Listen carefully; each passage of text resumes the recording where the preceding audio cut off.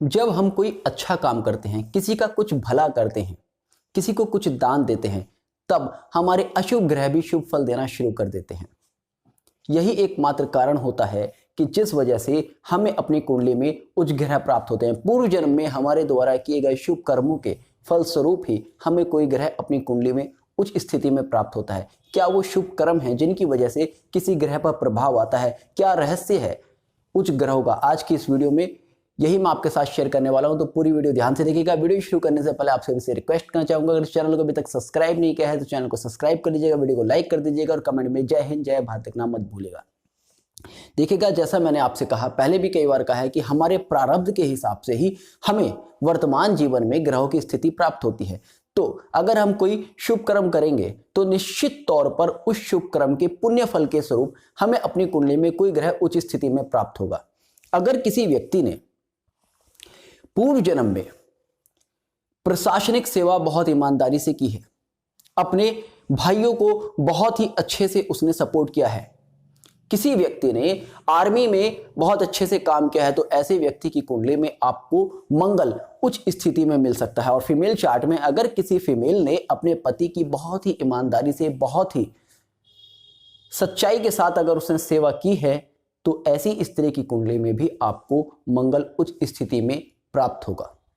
अगर किसी व्यक्ति ने धन से किसी की सहायता की है, किसी स्त्री की मदद की है, अपनी वाइफ का सम्मान किया है, अपने घर की बड़ी बहन और बुआ आदि का सम्मान किया है, उनको मदद की है, किसी व्यक्ति को जरूरत पड़ने पर औषधियों के द्वारा भी मदद की है, तो ऐसे व्यक्ति की कुंडली में आपको शुक्र उच्च स्थिति में मिलेगा।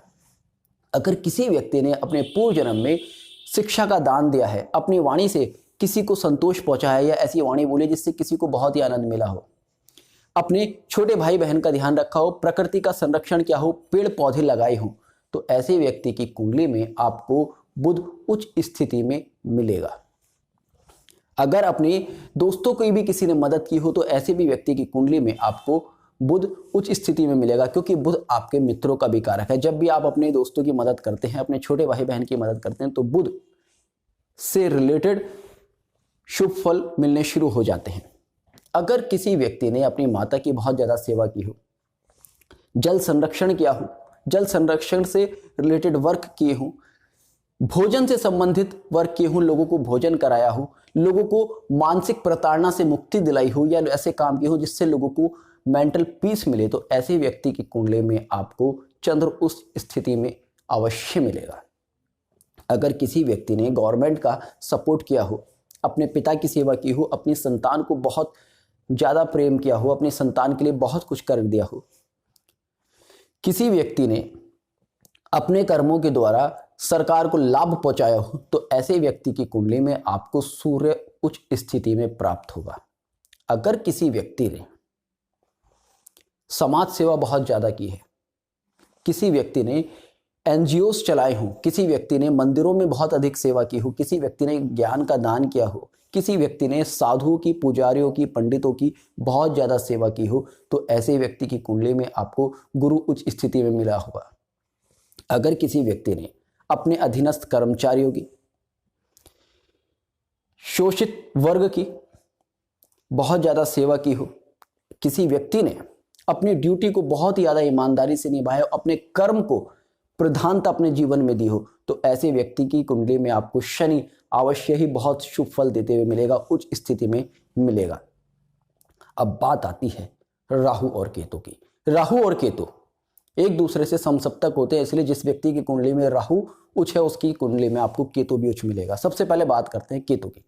जिस व्यक्ति ने धर्म, आध्यात्मिक, साहित्य आदि से रिलेटेड बहुत ज़्यादा वर्क किया हो, ऐसे वर्क किए हो जिससे धर्म की उन्नति हो, मंत्र शास्त्र, आध्यात्म आदि की उन्नति हो, जिससे समाज में संस्कृति का विस्तार हो, ऐसे व्यक्ति की कुंडली में आपको केतु उच्च स्थिति में मिलेगा। ऐसा व्यक्ति जिसने मंत्र साधना बहुत ज़्यादा की हो, ऐसे व्यक्ति की कुंडली में आपको केतु उच्च स्थिति में मिलेगा। ऐसा व्यक्ति जिसने बहुत ज़्यादा आध्यात्मिक साहित्य पढ़े हों, ऐसे व्यक्ति की कुंडली में आपको केतु उच्च स्थिति में मिलेगा। ऐसे व्यक्ति जिसने अपने ननिहाल की बहुत ज़्यादा सेवा की हो, ऐसे व्यक्ति की कुंडली में आपको केतु उच्च स्थिति में मिलेगा। बात आती है राहु की। जिस व्यक्ति ने किसी विधवा स्त्री की सहायता की हो, किसी पागल या लाचार व्यक्ति को, किसी अपाहिज व्यक्ति को बहुत ज़्यादा सपोर्ट किया हो, ऐसे व्यक्ति जिसने किसी शमशान कब्रिस्तान आदि में किसी तरह का दान दिया हो या वहाँ पर बहुत ज़्यादा वर्क किया हो, ऐसे व्यक्ति की कुंडली में आपको राहु उच्च स्थिति में मिलेगा। ऐसा व्यक्ति जिसने आत्माओं के संरक्षण के लिए, प्रेत आत्माओं के, मृत आत्माओं के भले के लिए कुछ काम किया हो, ऐसे व्यक्ति की कुंडली में आपको राहु उच्च स्थिति में प्राप्त होगा। क्योंकि ये सभी वो कर्म हैं जिनका हमें शुभ फल प्राप्त होता है। ग्रह से रिलेटेड ये कर्म है, तो जिन ग्रह से रिलेटेड जो कर्म होते हैं, जब वो शुभ कर्म करते हैं तो उस ग्रह के कारक तत्वों में अपने आप में शक्ति आ जाती है और वो हमें अपने वर्तमान जन्म में भी शुभ फल देना शुरू करते हैं और कर्म के सिद्धांत के अनुसार अगले जन्म में वो ग्रह उच्च स्थिति में आकर हमें हमारे जीवन में शुभ फल प्रदान करना शुरू करते हैं। होपफुली आपको आज का ये वीडियो पसंद आया होगा, तो जुड़ रहेगा एस्ट्रो सूत्र के साथ। मिलते हैं नेक्स्ट वीडियो में, तब तक के लिए जय हिंद, जय भारत।